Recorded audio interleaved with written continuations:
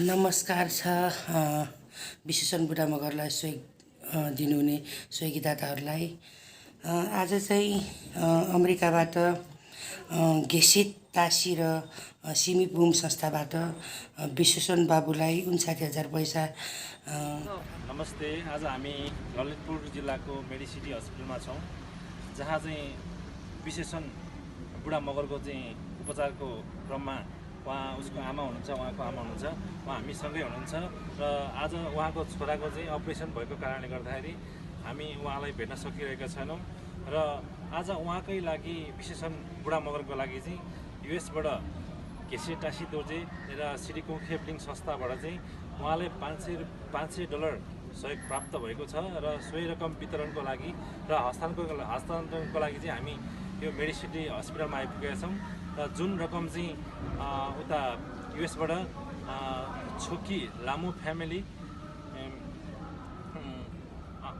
अम्जी लेसाबाट पठाउनु भएको छ रु $500 र नेपाली कन्भर्टमा 59,000 रुपियाँ छ, जुन रकम चाहिँ हामी आज उहाँलाई वितरण दिन गइरहेका छौँ। लिनुहोस् र राम्रोसँग उपचार गर्नु होला है।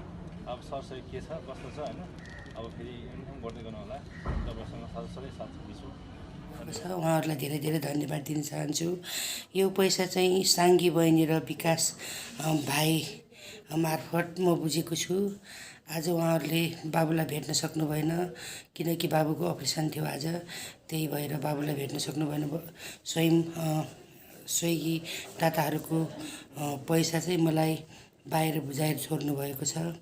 उहाँहरूप्रति धेरै धेरै नमस्ते।